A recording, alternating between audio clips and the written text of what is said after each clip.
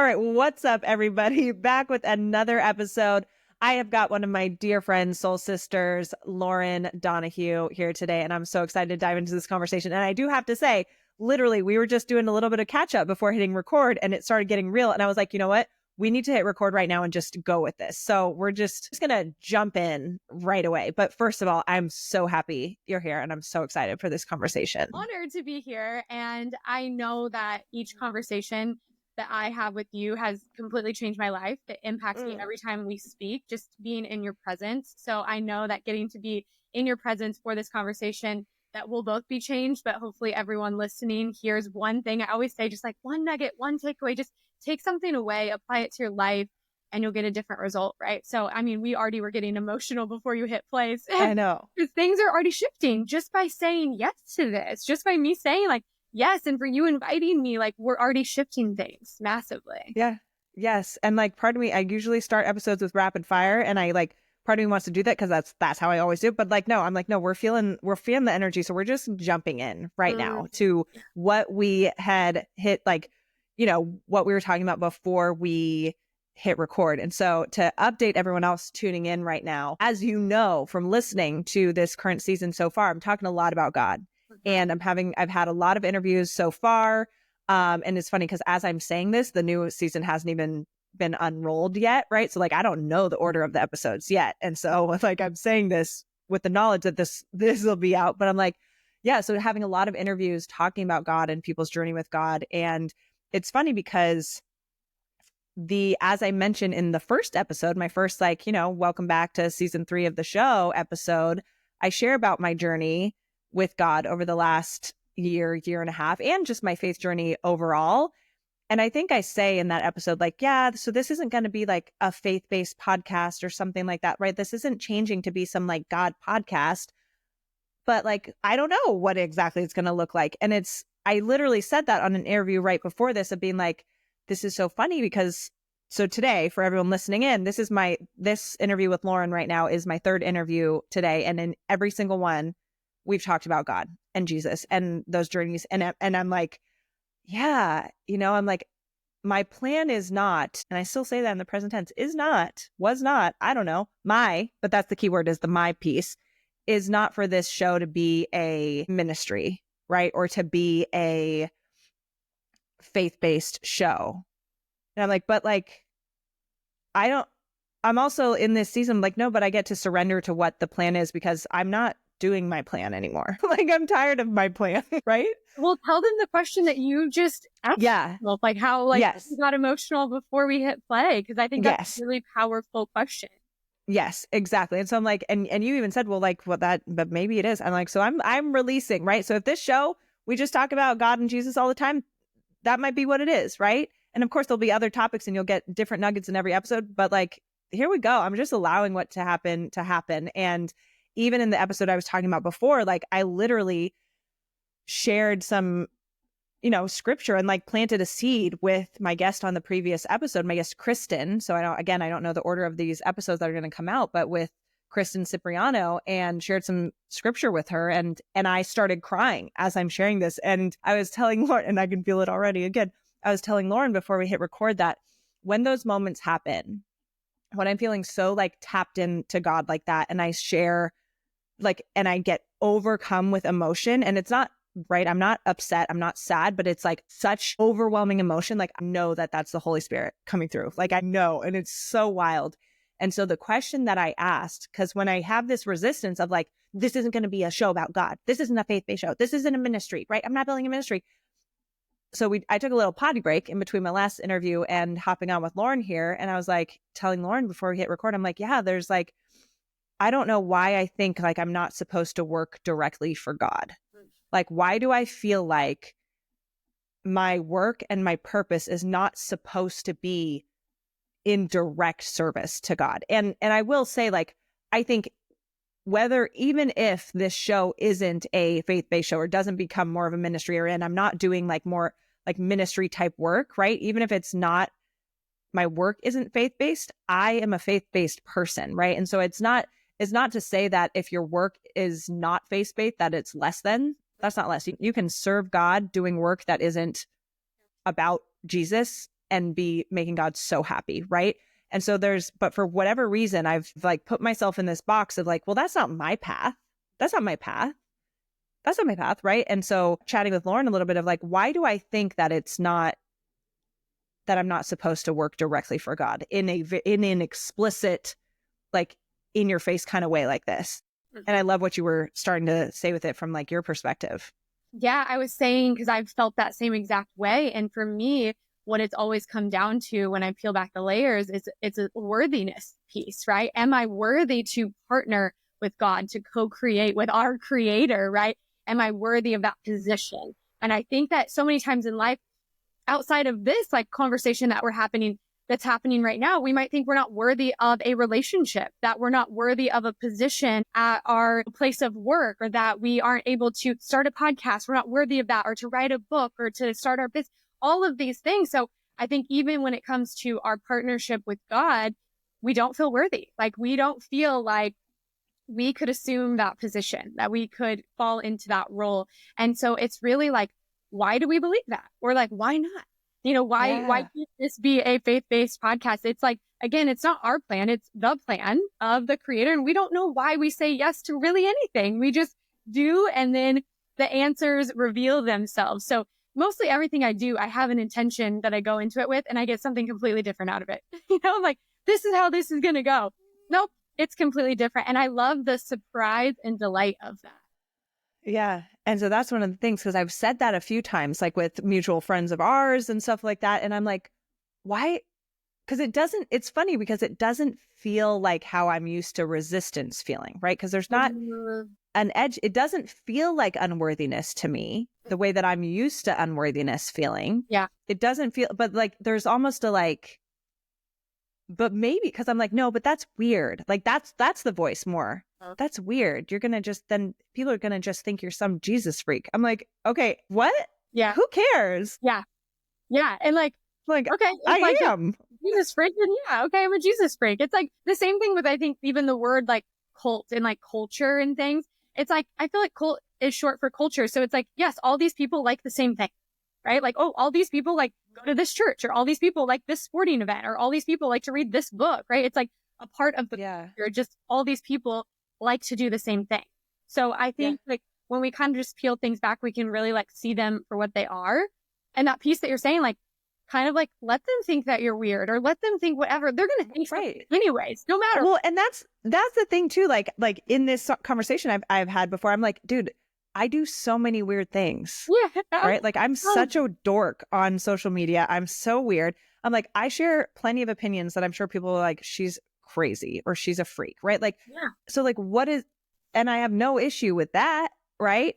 And so then that's when it's like, I can very much see what you said with the worthiness piece of like, okay, well, if I believe, which I do, that God is the creator of the universe, that Jesus is the Son of God, also creator of the universe, and fully human, fully God, and all of that. Like that's for us little humans, that is overwhelming, right? It's not really supposed to make complete sense to us. Yeah. Like that is so much for us to handle. And so to think like, okay, yeah, like literally I'm co-creating, I'm linking arms with God in my day-to-day work, not just in like, again, because it's that differentiation of like, the subject matter of the work. Because yes, I think that if you're a Christian, if you follow Jesus, right, if you're connected with God, you should be co-creating with God in everything that you do. Yeah. Right. But then it's like, okay, but then is the subject matter about God too? Because that's when it's like, yeah, I think what you said, like, oh, but yeah, who am I to say that like I'm a leader when it comes to being a Christian, right? Or being a follower of Jesus, or who am I to say that I'm a leader in knowing Jesus or talking about Jesus when I'm like, I feel like I know that much, right? And to the like, then am I going to be expected to be perfect? I mean, I'm not far from it, but just kidding. That was a joke, everybody. Like when you're saying like, who am I to do this, right? It's who are you not to, right? Like who are you not to when you feel that call inside of you? And a lot of the things that like what you're saying right now, what I say to myself, right? That like worthy piece, or like, will people think I'm weird, or any of these things, to me, those are lies from the enemy, right? And so it's whenever I forget who I am, I start to believe the lies. And this can go across the board. But when I start to forget who I am, I start to believe the lies. I believe that voice in my head that's like, you're not enough. You're not pretty enough. You're not good enough. You're not chosen. Like nobody's going to pick you. All of those things, right? That is the enemy preventing us from really stepping into our gift and sharing our light. And like, you have a platform here and a microphone and a voice heard. So of course that enemy is going to get in there and try to lie to you to tell you, oh no, like people think this is weird if you make it like about faith and da-da. And then you're like, like maybe I shouldn't do that. Right. It's like, no. I'm like, I've talked about weirder stuff on here. Yeah. It's like you have the mic, you have fire in your voice and people want to hear what you have to say. And it's like, that's it. Like I'm on assignment with God. I'm working with God, not the enemy. So like those lies aren't going to work here. Right. Like it's just, they're done. Yeah. And isn't it so crazy how like that's weird, which like I wouldn't take someone calling me weird as an insult at all. Like do better than that. That is not creative, nor does it hurt my feelings. Like, are you kidding? I'm weird. Okay, man, shut up. Right.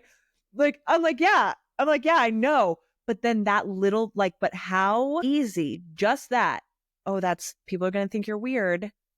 I've never been concerned with people thinking I'm weird, but it's enough to slow me down and to make me like rethink. Yeah. Like take your foot off the gas, right? You're like, like I'm on the gas. Oh, you're like going, but like, oh, what was that? Okay. I'm going to take my foot off the gas. Maybe I'm not going to brake, but I'm going to take my foot off the gas and I'm going to like slow down a little bit when no, like you're called to like go fast right now and you're called to speak louder, right? And you're called to certain people that you want to have conversations with and none of that's accident. Like none of that's a coincidence. You're choosing exactly the right people right now that are going to get whatever the message is that's been downloaded inside of you out into the world. Yep. Yes. Thank you for that. What is this show? Okay. But I would love to know, like, okay, so when that happens and when you experience that, what do you do? What do you say? How do you redirect? So one of my favorite things to do, and you're a part of this too, when I forget who I am and I start to believe the lies and I kind of, let things fester up, I literally call someone who can remind me who I am, whose I am, and speak life and truth into me, right? Because if I'm believing lies, there's no truth there. So at that point, I have to call somebody who knows me, who loves me, and really can speak life into me. So that's the first thing I do is I call a friend like you. And we have our, girls mastermind. We have these groups. We have these inner circles, things like that. People that I would call them my MVPs, right? You kind of have this crowd of people that maybe follow online or go to an event or something, but they don't really know you. And then you have this core. So you have this group of people that maybe you do some life with. You might vacation with them, or you might get together for hikes and coffee or see each other at events, things like that. And then you have your core. It's a couple people, they're MVPs, and you really value their opinion, their advice. Like you respect their life, the way that they live their life, the way that they show up in the world. So you actually really care to ask them questions like, hey, this is what's coming up for me. What do you think? Or I responded in this way. Like, what do you think about that? Right. And so those will be the people, my MVPs, that I go to in those moments of breakdown, in those moments of, I forgot who I was. I'm starting to believe the lies. I'm letting insecurity really creep in and I want to just shut this down. So that's the first place I go.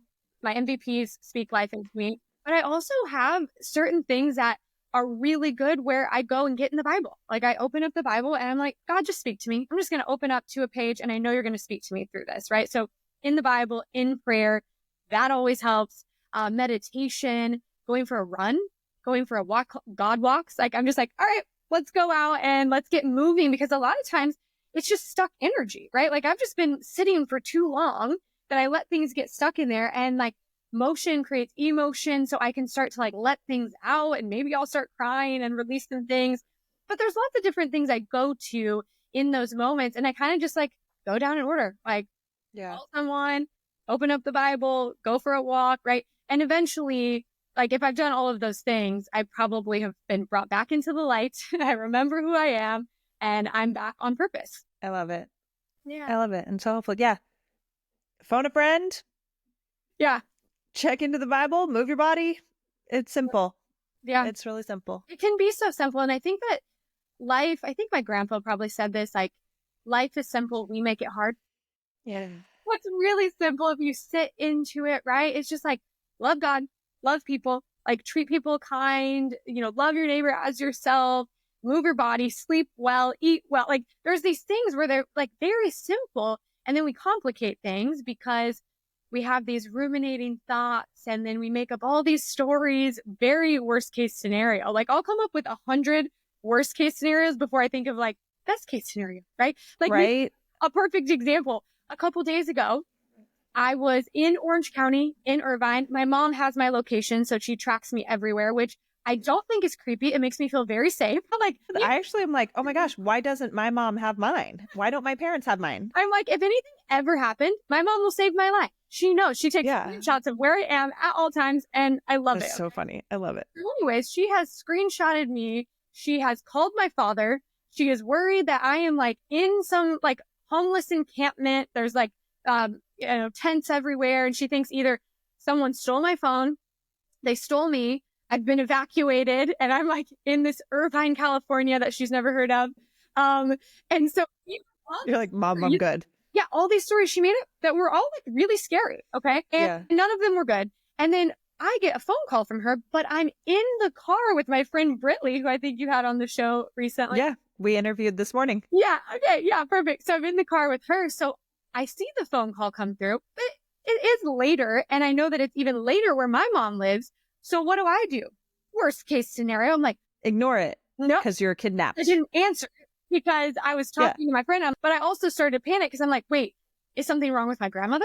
Like, did something happen to someone? Like, why is she calling me so late? Right. So I go into all of that as well. So now we've both created these insane stories. Okay. Gosh. So then Britley gets out of the car. I call my mom back. Oh my gosh, you're okay. I'm like, yes, I'm fine. She's like, oh, I thought blah, blah, blah. And I go, here's the funny thing, Mom. I also thought the worst case scenario. So here, the truth is you're calling to check on me because it looked like I was in a weird location. That's the truth. The truth for me is I'm not at a homeless encampment or in a tent or stolen or anything, but I actually was at a church service. I was at a church conference and then I was sitting in the car with my friend debriefing the sermon after. That's what was actually happening. Yeah. So like in life, how many times do we do that, right? We just go, our mind goes crazy to all these places and we actually experience physical reaction to the story we're making up in our head because we think it's real. So we panic, we sweat, we get anxiety, all of these things. It's not true. Yeah. It's not true. So like, I just think about that in life, how much extra stress we cause to our body, anxiety, all of these things. That's unnecessary. Right? Yeah. Right. Yeah. And well, it's so unnecessary. And like, it's normal, right? Like it's normal because we're humans. And especially like as a mom, right? It's normal like to go into that mode a little bit more or a parent. Yeah. But like something I tell my clients all the time, I'm like, okay, if you're going to think up all the worst case scenarios, you need to also think of all the best case ones. Yes. Like if you're going to spend that energy in that direction, you better spend it in the other direction too. Yes. And like, also, like, don't go in either direction, really, but preferably go in the best case scenario.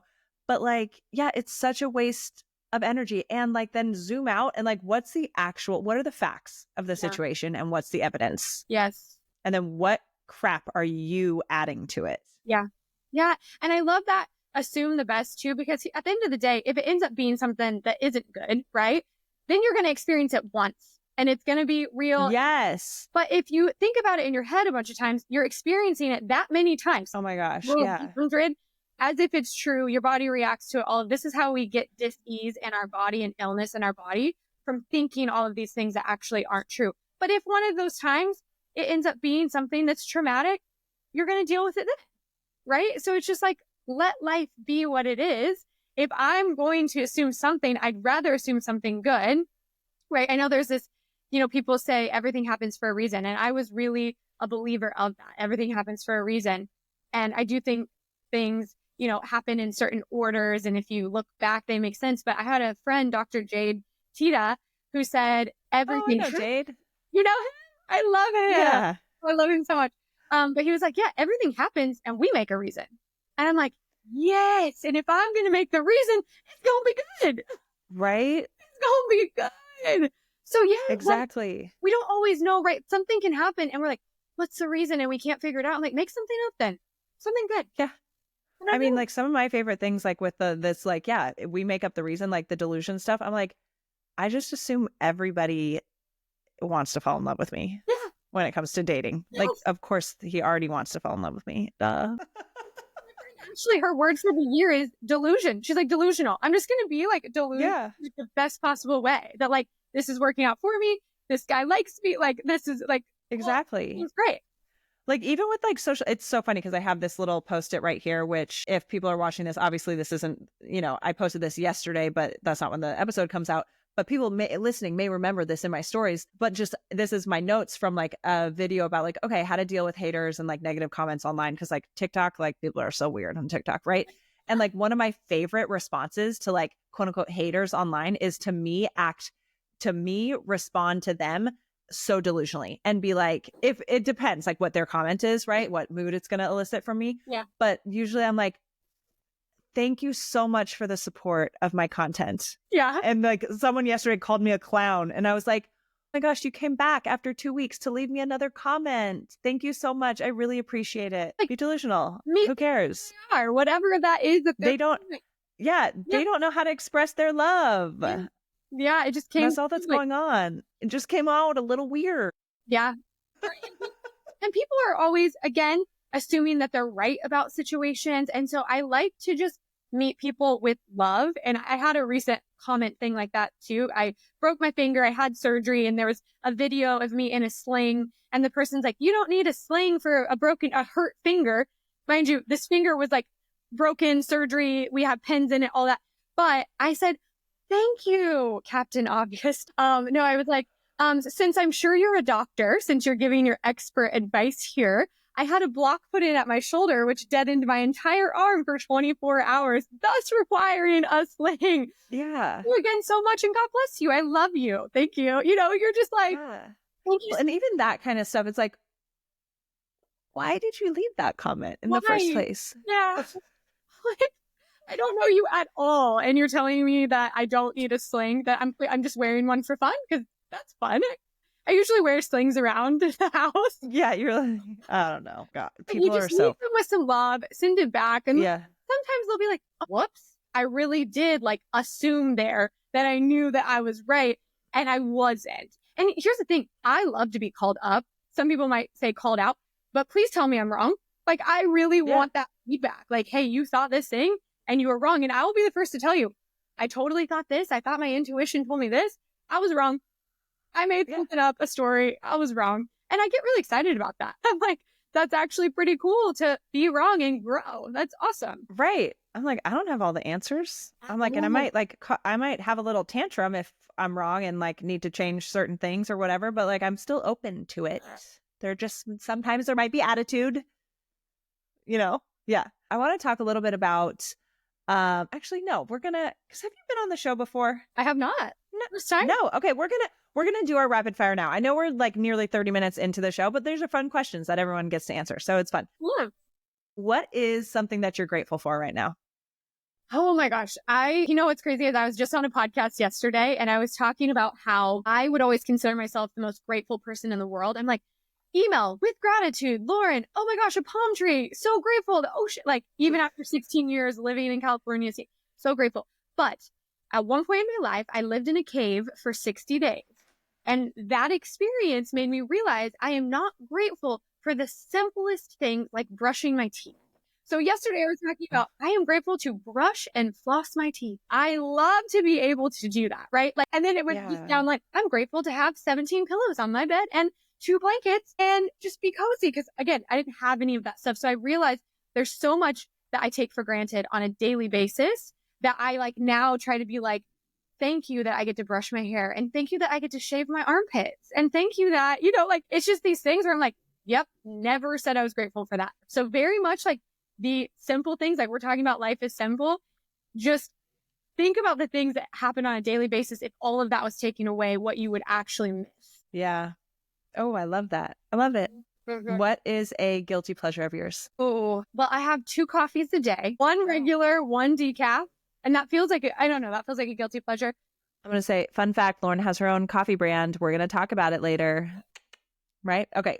2 coffees a day. I do. So I feel like that's like Okay. a little That's okay. over, but I go decaf on the second one. Yeah. But I guess I probably should go more to like Justin's peanut butter cups. Like I do those like dark chocolate peanut butter cups every day. Yeah. That's probably a guilty pleasure Yeah, for sure. every day. I love that. So that I do, you know what's funny? I'm gonna out our friend Britley. I mean, she says it on the podcast. She says it on the podcast. So I mean, this might be a teaser for a future episode, or you may have already heard it. But she said peanut butter with chocolate chips. That was hers. And earlier today. Yeah.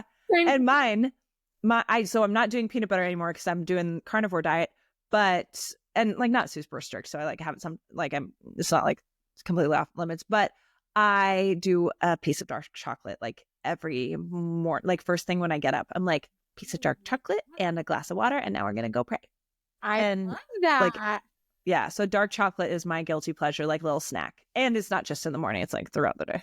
It's just all throughout the day, you know. It's not just not I'm like, I'm really going through these Trader Joe's super dark chocolate bars fast. I'm all about the Trader Joe's. I love their chocolate. Yep, exactly. What is a random fact, though? Maybe you kind of shared this with the living in a cave, but if you've got another one, probably do. We'll go. Random fact that most people don't know about you. Yeah, random fact. I don't know if it's that most people don't know, but definitely probably everyone listening on here. I was an egg donor for 6 years. I donated to 6 families. They all had twins, and they all got to keep the frozen embryos, the leftover ones. So I don't know to this day how many biological children I have. I know I have at least 12. And I was blessed 6 years ago to meet one of the families and meet the kids, a boy and a girl, twins. And now we have a full-blown relationship with them, and we see them a couple times a year. We've spent like Christmas and Thanksgiving, and they send calendars with their pictures, and they text me, and like, it's the coolest thing ever. They're so cool. I just feel like in this lifetime, like, I don't know. I mean, I have a desire to have my own children, but if that's not part of the plan, then at least I got to like kind of meet my biological children and hang out with them. And so I think that's a fun fact. This is so interesting because obviously you and I have talked about, and this is one of my episodes that'll be coming out for the show, like my egg freezing process. So you and I have talked about that, right? And you told me that you donated eggs, but why didn't my brain continue the process of that? Of like, you know, I'm like, oh, she donated eggs, buy eggs, right? Oh my gosh, how wild. So to actually 6, you said you have 6? No, so I donated to 6 families. They all had twins. There's 12. So you have that I 12, know, but there could you be have more. 12 biological children. At least. There could be double that because they all kept frozen embryos to have more children. I know this family didn't continue to have more children, but they gave me back the frozen embryos. So I have 5 frozen embryos that would be full siblings of these 2 kiddos that are now 12 years old. This is fascinating. Yeah. And here's a really fascinating part to this. When I had decided to donate my eggs, my mom was very much against the decision. She was like, no, those are my grandbabies. Absolutely not. No, I can't handle it, right? Like never getting to meet them. And my grandma, on the other hand, was like, listen, you flush them down the toilet every single month. Like you should bless a family with a miracle if you can. Like, why wouldn't That's true. you Look at grandma with the wisdom. I know. I'm like, okay, grandma, like, and I was like, sorry, mom, I'm going with grandma on this one. And then it's like, if you think about that, my mom's exact words were, I'll never get to meet them. Okay, fast forward 6 years ago, I get connected with the mother of these children. And not only that, she's like, we'll give you back the embryos. And then like, would you want to meet the kids? And like, so then I meet them. I meet their dad. And then it's like, well, would your mom and dad want to meet them? And then all of a sudden we're all together. So this thing that my mom thought would never happen, it's like, we have our plan. And then, right, there's God's plan. And it's like, they call her Grandma Rhonda. They FaceTime with her all the time. She's obsessed. They love each other so This much. is so wild and so beautiful. Yeah. And it's so cool to have like their parents be so open. Right? Because most people, it's like, do not try to find me. They never want to tell their kids. And what I admire so much about them is at 6 years old, they told them the truth. So it's like, they don't have to find out later, 18 years later, or maybe like. Right. Or they do like an ancestry thing and they're like, what the heck? Medical or like something. And they're like, oh, this isn't your biological mother. Like, who is going to want to like hear that? Right? Like the crazy part is I didn't figure out who my real dad was till I was 12. So it's really interesting if you actually even track this. My real dad never met his real dad, never knew who he was. Okay. Then here I am. I don't know who my dad is, so I'm 12. Then now I have repeated history in a different way by providing on your own. You're like, I'm going to repeat this. Logical moments. You know, it's all these different reasons that were like unhealthy to like a healthier version of the same example. Wow. Yeah. That is so, do they look like you? Yes. It's a boy and a girl. And yeah, I'll send you pictures and you can decide, but oh my gosh. He does. That is so cool. Yeah. And just like science. That's wild. What a story. Oh my gosh. And love. That is like love, right? Like they were so excited for their kids to just have more love. Like, oh, more family, more love. We're open to this, and just being transparent and honest. Like, and the kids are so good. Like they have raised the best kids like ever. And I'm like, how cool is that? That like, this is the life that they ended up having. That is so cool. Yeah. That is a cool one. I like that. Okay. One back. That's so fascinating. Okay. If you weren't doing what you do now, like hosting amazing retreats, connecting people, like what would you, in an alternate universe, what would you be doing? Yeah, I always wanted to be a sports reporter, like Erin Andrews. Oh, okay. Like I can totally see that. Absolutely. Yes. And my mom and dad both worked for a news station, and my mom was a reporter, produced the 5 o'clock news, and she wrote commercials. So I like grew up in the news station. So even like my school projects, I'm like, this is Lauren coming to you live from KWCH TV and today. So I just loved it. And I think like I love sports. So the combination, I think I would have been obsessed with that life. Yeah. Okay. I can totally see that. Absolutely. So, and I mean, my next question is, what do you want to be when you're little? But I think that's it, right? When I was little, I want to say I didn't know how to spell entrepreneur, and I'm not sure if I knew what it was, but I think like when everyone's like doctor, lawyer, astronaut, I'm like, entrepreneur. Yeah, you did it. I knew that. Like, I don't know how. And like my grandpa was retired basically the year I was born. And I saw him do so many different things. He wore so many different hats that maybe I just thought like, I want to do a lot of things. And I've really done that. I have so many different things. I've never like really focused 100% in one area. And so I think that was modeled from my grandfather. And yeah, I think I wanted to be an entrepreneur. Amazing. Yeah. I love it. I probably couldn't spell it right now if you asked me either. It's all right. It's all right. We don't need to. I don't know. Any like random weird talents or skills? Like party tricks? This one I feel like is always like such a funny one, because I feel like everyone has like, oh, I can tie the cherry with my tongue, and I can like do this thing, like all that. I don't really have a party trick. For me, it was always just like sports. Like I can go out there and I'm going to like school you in basketball. Like I'm going to like be the best one on the football field, whatever. Like I think it was more so people wouldn't look at me and think, oh, she's good at sports. But then I would go there and like shock them or surprise them. And they, oh my gosh. So I think that's more so my thing, is it would have to do with just sports, not really like a cute party trick or something like fun. I feel like I always was like, I don't have any talents because I don't have anything fun to do. But yeah, I think it would be something sporty. Yeah. Yeah. Last time that you cried? Oh, today. Yeah, same. I'm like, hi, 5 minutes ago. You guys saw it on camera.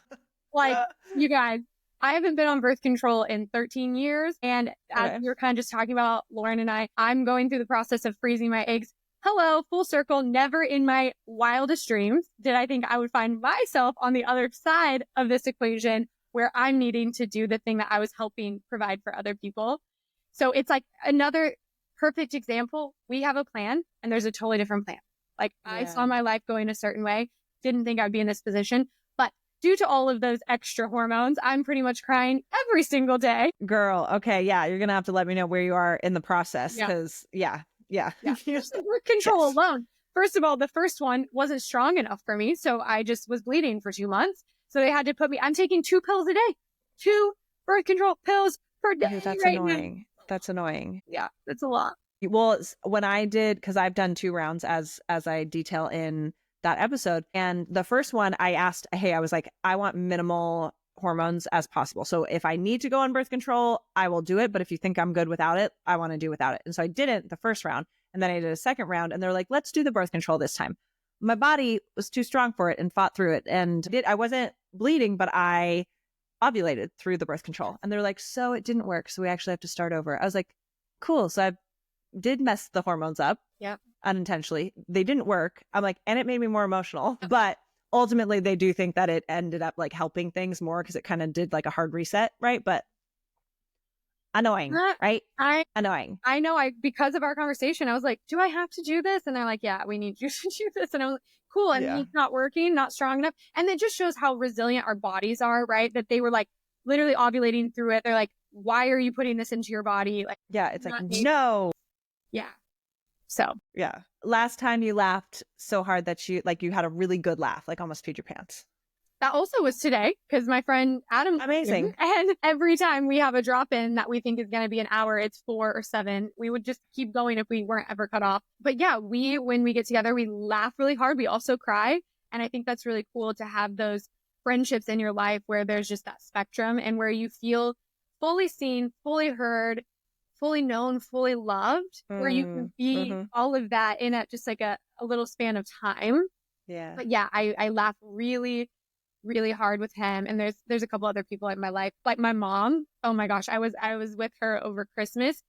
We just get each other. We're like the same human, and we're those people that don't have to say words to communicate. But she pees her pants. I don't quite get there yet, but you're like, I'm not there yet. I'm just saying, my bladder's not there yet, but hers is. So when we laugh, it's game over for her. Amazing.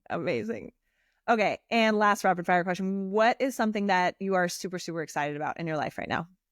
Oh my gosh. I mean, I'm obviously very excited about just getting these eggs frozen and having peace of mind. I mean, I'm really peace of mind at this point, but I'm also very excited for our 3rd Camino that's coming up. So we've been doing international retreats, and this will be our 3rd one. We did 2 last year. We're going to do 1 this year. And for me, the walk was the most transformational, profound healing experience of my life. And I've done some really cool stuff. I have. Yeah, you really have. There's something special about this journey. And I took my grandfather's ashes and like ceremonial things like that. But I felt he was walking with me. And I mean, there's a whole thing I could go into with the. Well, we might as well, because I mean, that's one of the things that we're going to talk about that I wanted to get into deeper with you is the Camino retreat and all of that. And since let's do it. So what's so cool is, again, I feel like when the student is ready, the teacher will appear. I feel like the Camino is the teacher. Absolutely. So when it is time, the Camino will call you. Like straight up, the Camino has your phone number. And when it's time, it's going to phone you and be like, it's time. Right. And that's what happened to me. I woke up at 3 o'clock in the morning, couldn't go back to sleep, grabbed a book off the shelf that I've had for years and never opened. And I'm reading it. And the first couple pages, a woman talking about her mom passing away and the grief that she was going through. And she tried every modality and nothing was helping. And then she got called to the Camino, and she went and walked the Camino. It was really a grief walk for her, but healing, transformational. And I knew right then, I'm like, I'm going to the Camino. I'm doing this. The other thing is, whenever I'm like, there could be something really valuable here, I like to take people with me. So like, since I already host retreats, I was like, what if this is a retreat and we take a group? And my friend had done it twice and she lives in Barcelona. And so I thought, I'm going to message her. She knows about this. Like, she's done it. She speaks fluent Spanish. Like, this will be perfect. Hopefully she says yes. So I think I even messaged her at 3 a.m, which was probably an okay time for her in Barcelona. But she said yes. And so we started planning that. And that was November 3rd. And we hosted our first one May of that next year. So of last year. So that must have been November 13th, 2023. And a few months later, we hosted our first one. And then we hosted Camino 2.0 in September of 24. And then we'll be hosting the next one in May 25. So it's crazy to like have that seed planted, drop in, and then to immediately take action and to see the fruit of it, right? Like fast forward, we're here with these people and we're walking and lives are being transformed in like the coolest ways. We call them Camino encounters. They just happen all along the way. You get invited into someone's home, a stranger, and we're all called pilgrims as we're like walking along the way. And they're like, let me make lunch for you and your whole group and just come in. And then we came upon this this funny part was I actually had to pee, and I was walking, some of us all walk together, and then we break up into groups of 2 or 3, and you stop at coffee shops and put your feet in the water, whatever. So I happened to be with these 2 guys, and I said, hey, can you watch out for me? I'm going to go over here by this tree and take a peek. Okay, they got all enamored and sucked in by this cathedral. They're taking pictures. The moon was like up somehow. Oh, no. And they forgot about me. So like a group of 20 bikers that are biking the Camino all come cruising. My pants are down. Like I am caught with my pants down. I just look at them. I just stare into all of their eyes as I like tried to pull from my pants, but they wouldn't. So I just standing there like looking at everyone. So I'm like, so I was like, I got a half pee in. I got fully exposed. But then this made me walk around and be like, hey guys, you forgot about me. Hello. And they're like, look at this. And I was like, okay. So I started to walk around to find another place to complete my pee. And then I saw the doors to this church were open. And I was like, well, maybe they have a bathroom in there, right? So I'm like, let me just go. So I'm like walking in. And then I see another person from our group who had wandered in there too. And then there were these 4 people sitting outside eating lunch, just the cutest little like picnic outside, and start talking to them. One of them was this guy named Father Carlos. He lived there in the church and he was a hermit. So 99% of the time he's in silence.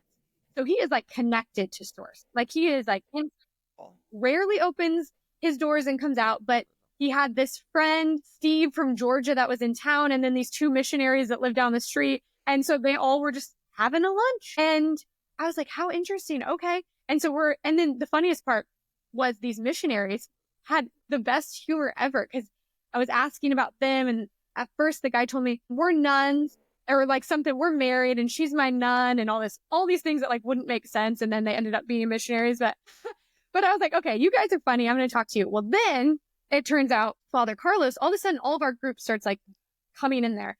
And Father Carlos is like, can I bless each of you? Like bless your group.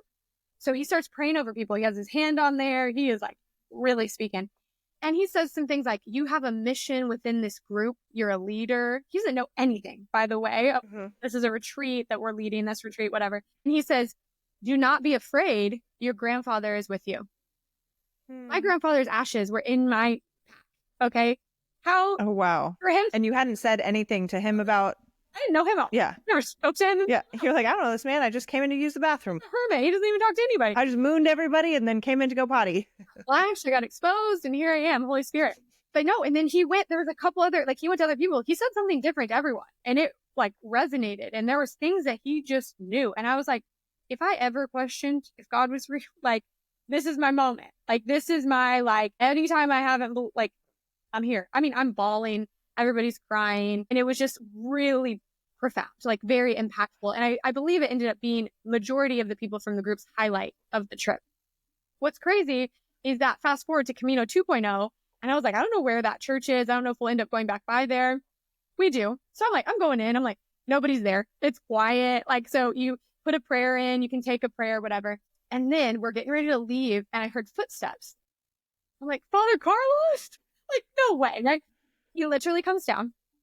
He comes down. He's like eating upstairs in his thing. Again, not like probably not out to talk to anybody that day. Blesses our whole entire group.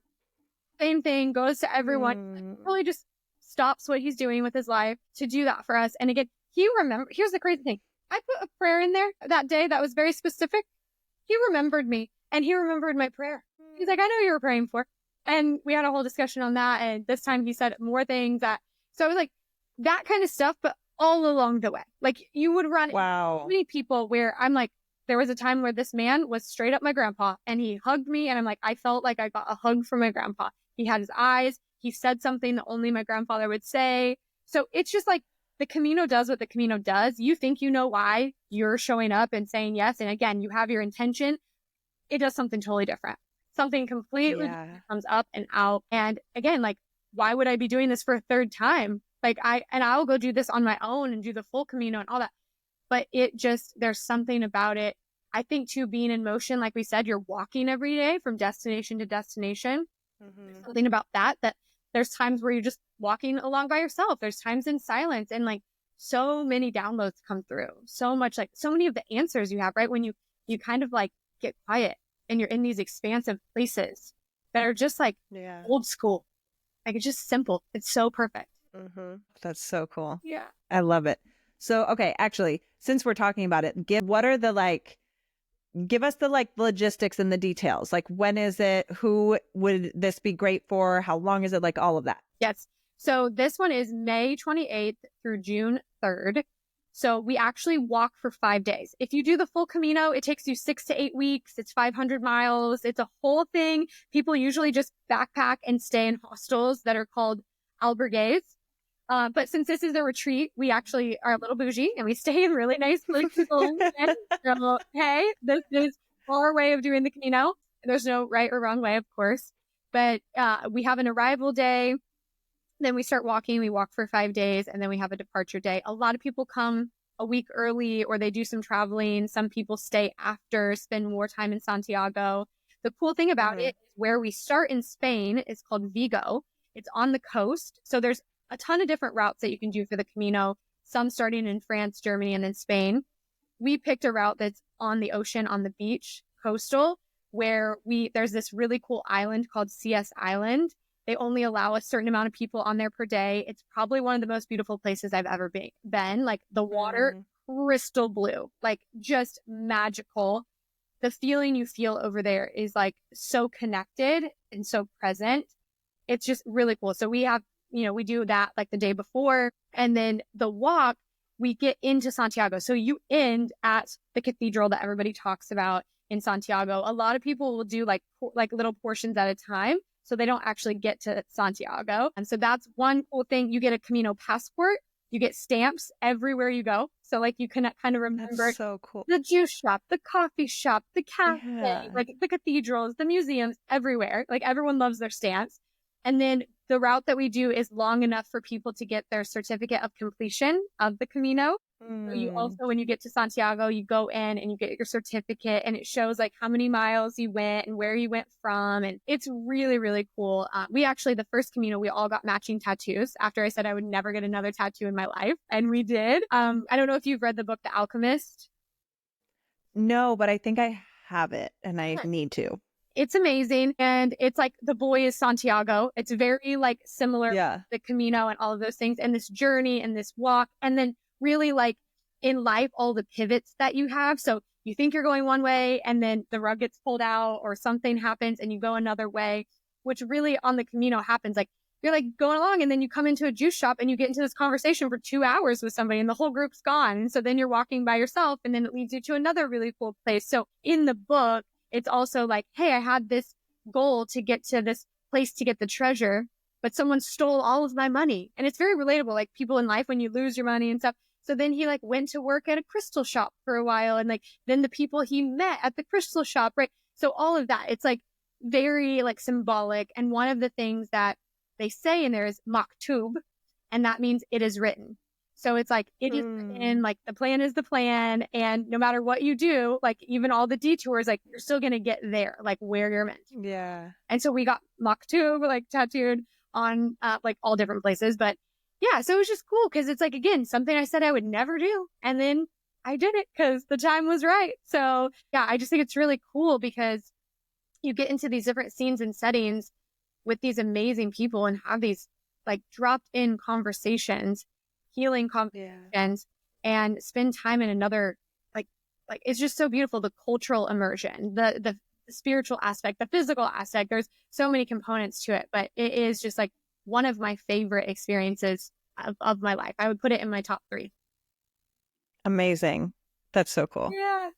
I love it. And as you're saying that, I'm like, how cool would it be too to be like one of the businesses or like a home that's on that path? And like I can imagine, like you definitely like that's a life you're signing up for, like all these random tourists coming through all the time, but like also like how special to like be a part of somebody's transformation journey and just that like pilgrimage type of journey. I wanted to literally get a house on the Camino and like have an Airbnb and just like be there like, for certain times, because people are rooting for you. They're like cheering because they know like different parts of like, wow, they must have been going for like 10 miles now, and they want to give you water. They want to give you food. Really anything you need, the Camino provides. You need a Band-Aid for a blister, like the neighbors got it, right? Like somebody's got it. Yeah. So I just think it's really special. And you asked about like who it's for. And I mean, there's people walking with their children, their babies, like on there. So it's like families walking with their babies.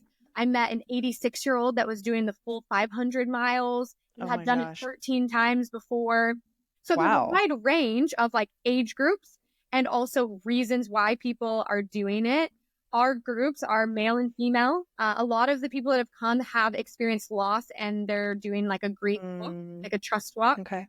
And some other people did it for the physical endurance, some for the cultural immersion, the challenge, right? Because there's like bucket list experiences in life. And so this is a bucket list for a lot of people. So a lot of people are like, oh, that's been on my bucket list. Cool, I'm taking a group. I can do it in community and not do it. My nephew did it a few years ago. I don't know how long. Yeah. But he did I it a few love years it. ago. So okay. So for yours, like for the 5 days, how long, like how much are you walking each day? Like what's the total mileage that you cover for yours? Yeah. So it depends on if when you get to each destination, how much you like to explore. So you might be getting in several more miles because of that. But between about 10 to 15 miles per day, like from city to city to get there. We have some days a little bit longer, some days a little bit shorter. And there's definitely times where people are like, you know what? I'm going to grab a taxi, from like this point, like from this coffee shop, I'm good. I'm going to head to the hotel. So there's definitely that. There's some people who are like, I'm doing every single step, like absolutely. Yeah. And I'm one of those, I'm competitive. So I'm like, nope, I'm doing every single step or I'm not counting it. Gotta start over. So somewhere in that range, but you have to think about, it's not like you're going for a hike that's 10 to 15 miles and you're going to be doing this for like 10 hours or something like that. You're going from town to town by way of walking and you're stopping, like you're having lunch, you're having coffees, you're having juices, smoothies, you're talking to people. So it's like, you're just kind of like out on a journey, like walking along and you're nourishing yourself and getting what you need along the way. Whereas I think a lot of times people think, and it's also flat. I think people think like, wow, 10 to 15 miles of like hiking. It's not hiking. So you're not hiking. You don't have like everything in your backpack. We actually have a service that transports people's luggage from place to place. So you just have like a pack list of snacks and your camera or whatever you need in there. But the people that do the full Camino that don't have luggage, they have everything in their backpack. So everything with them that they have. Yeah. That's so cool. Yeah. That's so cool. It's the coolest thing. I love that. I would suggest everyone do it in their lifetime. Like at some point, go do it and just, you'll see. You will not be the same person you were when you started. Like it's a forever change moment. That's amazing. I love that. And so, okay. So where if people are curious about this, how do they find out more and like apply or sign up? Yeah. So we just do phone calls with people. So they can go to my Instagram. There's a link there that will have them get on the wait list. And then from there, we just set up a call, talk with them because we are like really big on curating a really special group and just making sure like, okay, these people, this all makes sense. And then what's cool is it does, like everything makes sense. And everyone that's come on these Caminos, but also all of our other retreats become family. Like they're like sending selfies that they're traveling the world together. They started a business, they're getting married, like all this stuff. I've had people propose at our retreats before. So it's just like, it's really cool to see that like maybe that was a seed or that was the beginning of something. So yeah, they can go there, do a phone call with us. We like to just like meet everyone and see where they're at and why they feel called to the Camino. I love it. And that actually leads into the next thing I want to talk to you about is because what you're talking about with the Camino, like the just intentional community connection, all of that, what you said around, and just like the other retreats and stuff like that you do. But then even what you said around like all the like egg donor babies and that connection, like building that, like you are somebody who you have a gift at creating community and creating really intentional community, bringing incredible people together, building friendships, like, and just really, like I said, authentic, intentional, community. That's one of your superpowers.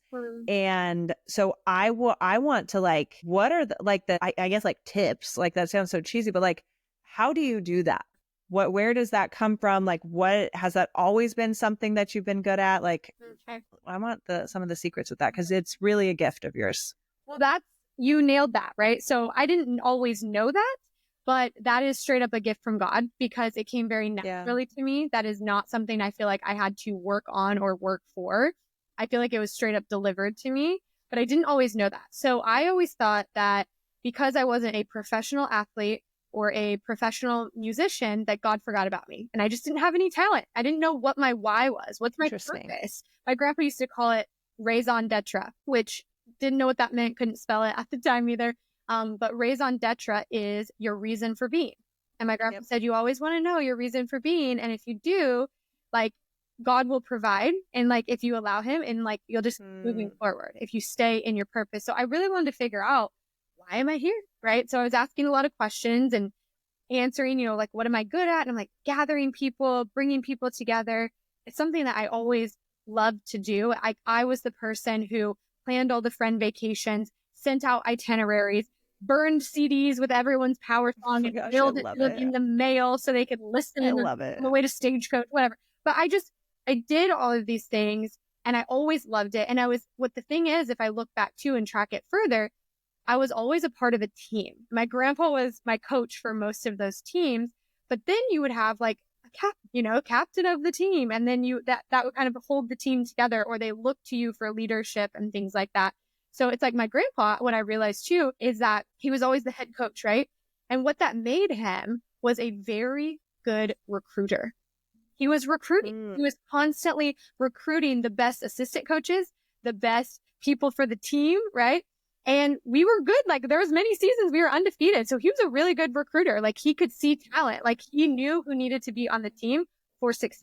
And he knew who could help him with the books, with all the different things, right? And so I realized I just got that also from him. I'm like, oh, I'm constantly recruiting. And like, who would be good for this team? And who would be good to come to this retreat? Or, for example, you know, someone might say, I'm looking for this particular job. Like, immediately it gets downloaded to me who I can connect them with. And then, oh, I'm looking for a relationship. Connect these two people. They get married. This happens, right? People come to me like I'm a Google. I'm looking for a gynecologist. Who do you know, right? Like, they come to me. But it's just like that then got my like nickname of the human connector. Lauren's the human connector. She's always connecting people and bringing them together and things like that. And so I started to embrace that. And I did this exercise once that finally got me to my why, which is to facilitate relationships so we can live in a more connected world. So if I'm doing that on a daily basis, I'm just facilitating relationships. I can do that. I'm like, Lauren, you would be best friends with Britley. You two should meet. Like, you two need to hang out, right? You two, I think you might romantically be interested in each other. Oh, you need a job break. So I just am like, I love to do it. It comes naturally to me, but I also now know my why, and my purpose is to facilitate relationships so we can live in a more connected world where people know that they belong, where they feel included and chosen, and all of those kind of things. So I think the question was like, how do you do that? Right? Yeah. I think it's like, I care so much about it, and it is my why and my purpose, that I just do it. Like, I don't necessarily practice, but it's something I do like on a daily basis. And I don't really have like steps to that. But I think what I would tell people is, what is the thing that you love so much that you would do for free, right? You love it so much that you would do it for free. And that's the place I would go to for your career, for your life's work, right? Because then you'll never actually feel like you're working, because you already would do it for free because you love it so much and it brings you so much joy. And usually it's something that comes naturally to you. Like, it's not something you have to work that hard for. So I would maybe like tune in, tap into, what do I love to do on a regular basis for free? And could I turn that into something I do for my work, for my life's work? Perfect. I love it. Yeah. I love it. I also want to talk a little bit about, I know we've talked about this a bit. I know you've posted a little bit about it on social media, but just like the 2024, right? And like the big lessons or challenges and things like that for you. Let's actually, I said, I feel it in my body. I'm getting my charge. Yeah. Okay. So what were the big lessons, or like, what was the theme of 2024 for you? Break it all down, baby. Just same. Quite literally, I think 2024 was one of the most challenging years of my life for multiple reasons. I'm still healing from the grief of my grandfather's passing. My grandpa passed October 15th, 2021. And 3 months later, my mentor passed away. And 4 months after that, my stepfather passed away. So in 7 months. So there's been a lot of grief and like just healing in general. Yeah. Relationship stuff, business stuff. But the 2024 thing, as I'm like getting older too, and like making this decision, oh, it might be time to freeze my eggs, and like going on that journey, and hormones and all of those things too. And then also just like having a plan that doesn't go as planned, right? It's just like, oh, I'm set up for this. I'm ready for this. And I will say what got really challenging was I really felt like God was speaking to me in really cool ways. And I was at my osteopath and I noticed that he had these hands that were like, these two hands together. And I'd seen something similar probably at my grandmother's, and maybe they're Jesus's hands, right? But they're like gold hands. And I just kind of made a note. It felt important and it felt like pay attention. And then about 2 weeks later, I was at an event and they wanted us to pull cards. And I wasn't like super into like, let me pull a card, but they said they were just like affirmations. And anyways, I pulled this out and it's a picture of hands, like literally those exact same hands. And it was something about like, focus on what you can control, like not what you can't control. And I'm like, okay, cool. Pay attention. And then I was at church and the pastor just put his hands into this position and was like talking about serving or something. I was like, okay, 3 times. Like I am definitely listening. I'm definitely paying attention. And I was like, okay, I'm supposed to serve. Like I'm supposed to use these hands for good. I get it. Like I'm going to put together a volunteer group. We're going to go use our hands because we have these healthy, strong hands and we might as well put them to work. Like, hello, why not? But also I realized that I get my identity from my hands because of sport. Interesting. Particularly football. Because like I said, like, oh, people are like, wow, you're actually really good. I didn't expect you to be good. So people would actually call me hands. They're like, look at her hands. Like hands. Oh. Like replying to stuff all the time, like hands. So I started getting so much significance from my hands, like that's how I'll be recognized. That's how I'll get attention. That's how I'll get people to like me and pick me and choose me is from my hands. Like I've got these great hands. Like maybe I don't have like the best face or hair or whatever, all these things. But I'm like, but I got hands. And so immediately when I kind of went into that, and I don't know if it's like ego, vain, whatever that is, I literally broke my finger. It was right in the same time. And God was like, boop, broken. Here you go, hands. Yeah. And then hands like, gone, thanks. right? So I'm like, my significance is gone. Now I can't go be cool and play football and get like all this attention. Like you took the thing away that was giving me the most significance and also giving me community, giving me joy. So I felt like my community is taken away, my joy is taken away, me being cool is taken away, right? And so I feel like in that time, God was like, you started to pay attention to the wrong thing and you thought that they were your hands and not my hands. Like, hello, these are my hands, like not your hands. And so, and like you can get attention and validation and all these things from your inner beauty, not from like what you can do exterior, like all these things, but like for who you actually are. And who you actually are is when nobody's watching. So it's like, hey, Lauren, who are you when nobody's watching? That's who you really are. That's your true character. Because nobody's going to, like, will you do the right thing when nobody's watching? Like, will you pick up the trash? Will you do the right thing? Will you, all these things, there's so many things, right? When nobody's watching, like, who are we going to be? And so I felt like there's a lot of lessons downloading for me in that time of like, well, God, I had a plan. Now I can't go through with my egg retrieval. We have to, postpone that. And I'm not going to get to do all these things that I wanted to do. But I was like, okay, but here you have a broken bone. So it's out of alignment. Where else are you out of alignment in your life right now?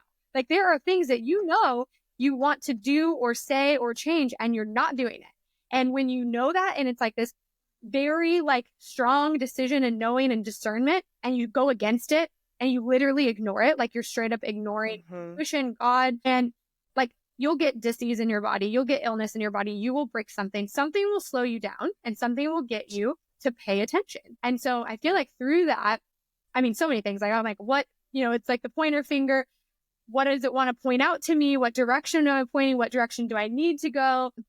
And then, where do I need to clean up things in my life to get into true alignment? And I feel like as soon as I'll do that, my finger will be healed. But it needed to stop me and take away my significance, right? To get me to actually focus on the things that I needed to really be focusing on. So, many things like that. Yeah. That really. Was it, what hand was it? My left hand, pointer finger. Are you left-handed? I'm not. I'm right-handed. Okay. Yeah. But it's here. That's again, the smallest thing has the biggest impact on your life. I mean, this whole arm wasn't accessible to me. I lost 1.5 pounds of muscle in my left arm because I wasn't using it at all. Like I couldn't Right. do anything. This thing was like, Yeah. had pins in it sticking out. I didn't want to hit it on anything. So I just wasn't using my left arm, hand, or anything at all. So yeah, it just caused there's a lot of pain, a lot of frustration, a lot of like, why is this happening? I also had to ask for a lot of support, which is one of the hardest things for me to do, is to ask for help and support and like let people, like my mom flew out from Kansas to take me to my surgery and like help support me. And what's crazy is I was like, I knew I was a really particular person, but like that only impacts me. But when you're asking someone else to do very particular things for you, it's really, I'm like, that's such a good point. Hi, can you make my food this way and da da da? Oh, will you like make my bed like that? Or will you actually no, you're like doing that wrong. Yes. Oh wow, yeah. It's fine to be particular when it's only impacting you, but when I'm like, okay, but when you put the butter, it's only this much butter and you do it for 37 seconds in the microwave, not a second more or less, right? And I'm like, oh wow, do that. Okay. But like asking my mom to do this and like pull down my pants and pull my pants back up. Like, oh my gosh, that's many of those things. Like to have that level of support and feel so helpless. Like, okay, I'm ready to like have my Justin's peanut butter cup. You have to open it for me, open the thing, but don't get the chocolate on my shirt. It'll melt onto my shirt. Yeah. And then you're like, yes, I'm having them again today. Yeah. And then I'm like, you're exposed. Do they know everything? Yeah. All this is very vulnerable. It's very vulnerable and funny that I did not think that we'd have two awkward pants down moments in this podcast. So really the message there is like, let yourself be exposed for who you really are. And then you'll know who really loves you, right? Like who are the people that are going to be there for you when you're fully exposed? Oh, that's hilarious. That's hilarious. So there's several other things. I know we jammed in a lot of directions today, but one of the things with that, like you're somebody also who you always are able to be so positive. And I'm sure there's times when like, yeah, stuff's really hard and you're not, but what for you helps keep you positive in the face of just like challenges and like positive while also being resilient? Because sometimes like you're like, yeah, I'm resilient, but this sucks and I'm not gonna have a good attitude about it. But I find you to be someone who's like always so positive. But not in like a toxic positivity, fake bullshit way. Yeah. You know? Yeah. First, thank you for that. I was actually on You're a welcome. podcast yesterday and the person said the word that comes to me when I think of you is resilience. So like you saying that now, I'm like, really? Okay. I'm like lean into that a little bit. Like, okay, maybe I am. I will say this too, and I will answer that question. Listen to the way that people speak about you because it's the truth of their experience. No. And the first retreat I ever went to in my life was in Big Sur. 20 strangers. We did not know, I knew nobody.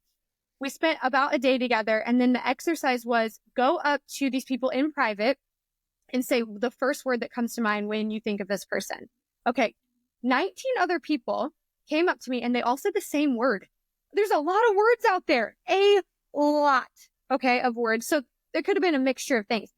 I'm like, what are the odds of that? Like everyone saying the same word. And I'm like, wow. I'm not that thing. So I must be like a fraud or like, I must be like faking it till I make it. Like, why would they all think that when I am so not that? And that word was confident. And I was like, I'm not confident. I'm so nervous. Like this, yeah. And then fast forward because you know this person. So years later, I was at Lori Harder's event. I think it was called the Bliss Project. And I was in a group with 6 women. And the activity here was, okay, do a 1-minute talk on anything you want to talk about. And everyone's going to write down a word that comes to mind when you speak. Okay. So all 6 people, confident. I'm like, okay, this is the second time this has happened in my life. And I'm like, I'm not confident. So I told them about the thing. And this one woman said to me, like, when are you going to start believing that you are the way that you show up in the world to people? Yeah. And I was like, whoa. And she was like, because listen, like, yeah, you might feel like you might have sweaty armpits and you might be really nervous, but are you doing it anyway? And I'm like, yeah, like I will like go speak on the stage. I will say yes to the opportunity, even when I'm nervous, even when like I'm totally freaking out, and I'll go to the retreat where I don't know anybody, or I'll put myself in these positions. And so I'm like, that is what real confidence is. You do it afraid. Like you just do it anyways, instead of letting that fear stop you and being like, I'm not good enough for the opportunity and saying no to that. So that word, when you said resilience, and I'm like, oh, I'm hearing this again, like maybe I need to lean in and actually believe that about myself. And maybe for the listeners right now, there's something that people say about you all the time that you just don't believe and you try to block it. No, I'm not that. No, I must be pretending. And like, they just believe this. Well, you know, like the woman said to me, when are you going to start believing that you are the way that you show up in the world? And that Oh, I love that way. So therefore you are. Yeah. Right. Because I love that. Us. Well, and it gets back to that, like that little voice in there of like, that's not true. Yes. Right. And what voice are you choosing to listen to? Because if you have an overwhelming number of voices that may not even know you that well, who are saying, oh no, this is how you are. And you're choosing to listen to the like one voice in there that you're like question whose voice is that? Yeah. That I'm listening to. Yeah. Yeah.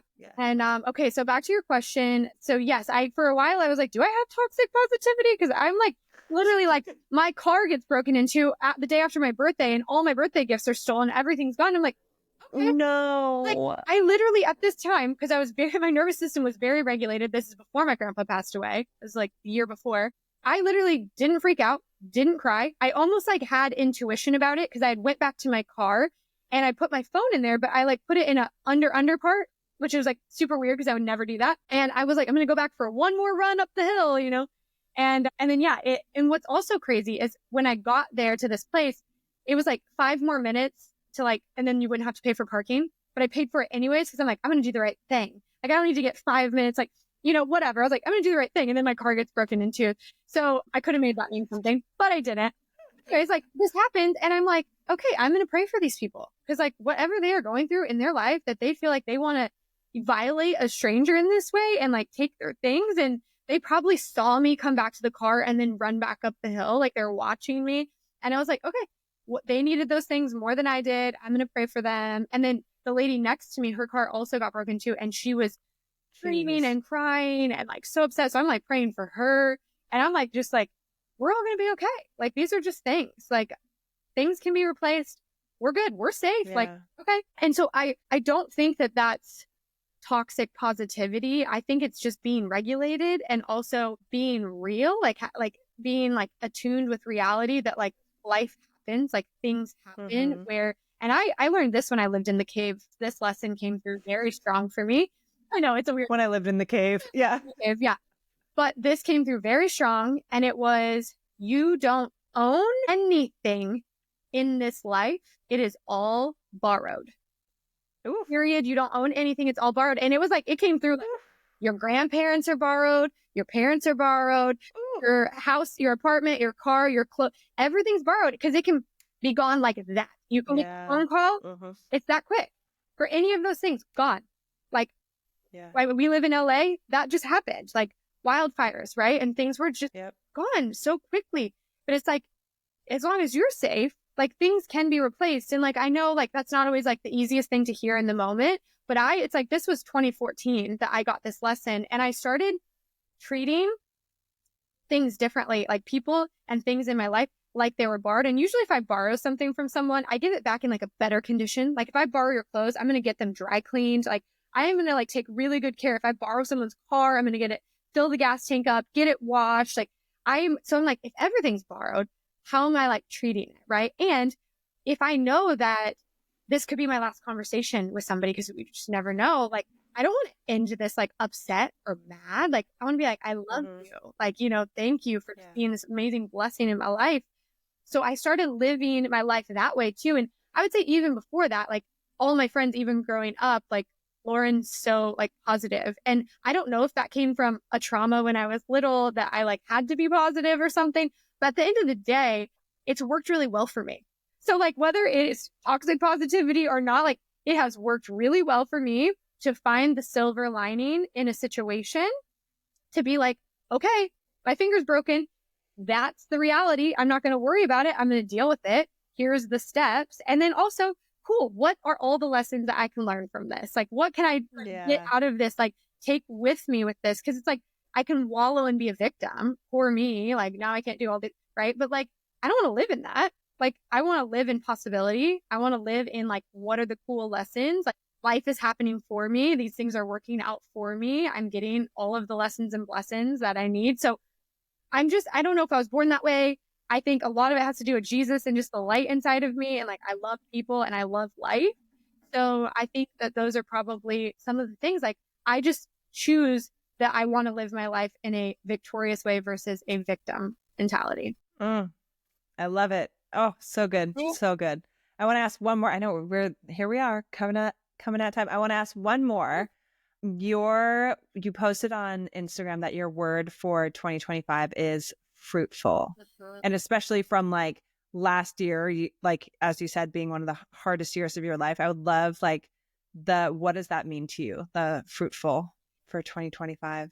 So the thing is, I want to be very careful with the words that I choose, because I think when we choose these certain words, we get opportunities to really be that in the face of things, right? So last year, my word was peace.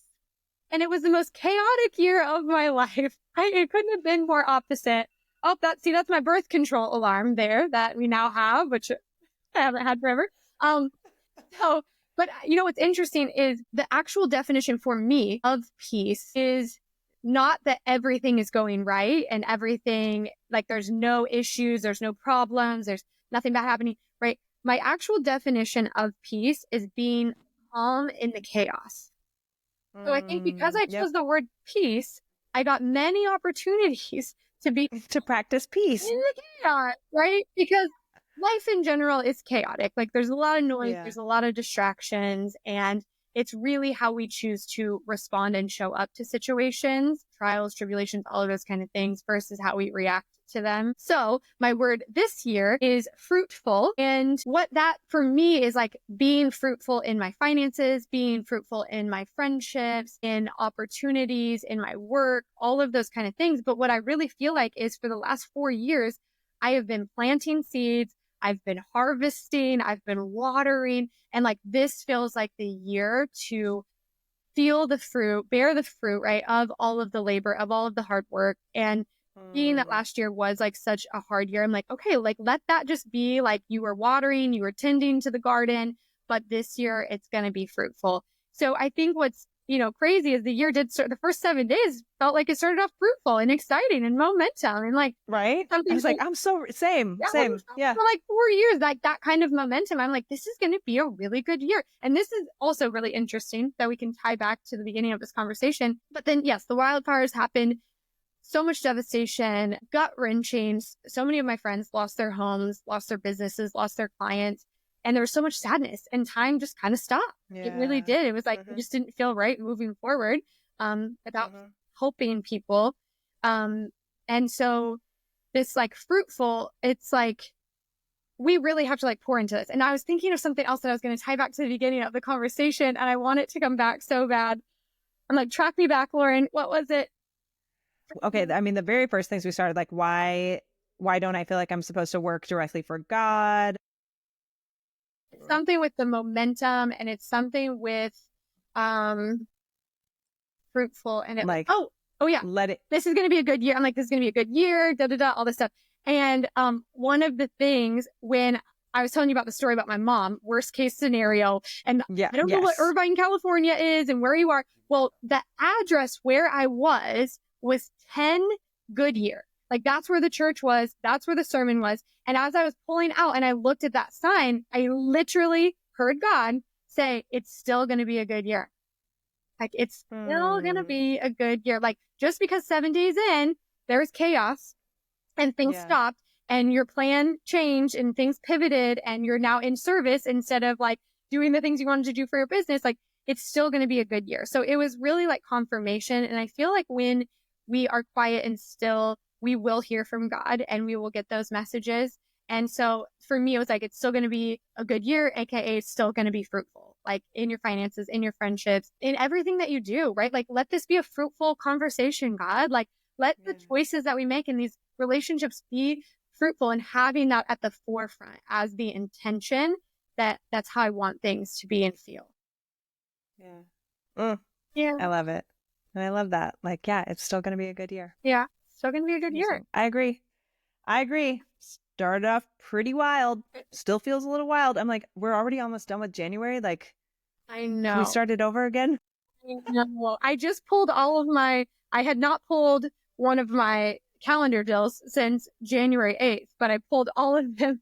I was like, wow, 15 days passed and it didn't even feel like a day. Like, Yeah. I'm like, how is it the 23rd? I'm like, oh my goodness. yeah, Next week is February. Okay, cool. yeah, I know. Okay. Well, I loved this conversation so much. I love you so much. And remind everyone where they can find you. Yes. So Instagram is the easiest for me at Lauren L. Donahue. I just respond to all of my DMs there if you have questions. And our website is lollycoffee.com and it actually has all of our retreats and coaching and everything on there. So that's another resource that you could go to. Amazing. And then last question for you. So obviously this show is called Amplify and it's all about living as your most amplified, activated, aligned, like expressed self. And so what's like one parting word of wisdom or like, final nugget to share with everybody to do that? Something that my grandpa always told me was to never give up, to keep going. And really that's like this one step in front of the other. Like you don't really have to know where that step is going to take you, but like to just take the step, it's going to lead you where you're meant to go, where you're meant to grow for your next evolution, for your expansion, for your growth. So I would say wherever you're at, if it feels like hard and you feel stuck, like just don't give up, right? It could be the next email you receive, the next text message. It's kind of like a hope thing too, but it's just like, you never know the next opportunity when it's going to land for you. But I always say, like, you can't just like sit back and think like, okay, someone's just going to come knock on the door. Like you have to take action. So keep moving forward, even if it's a crawl, like keep moving forward and just never give up. I love it. I love it. Yeah. Beautiful. Thank you so much for coming on. Thanks I for love you. having me. This was so fun. Absolutely.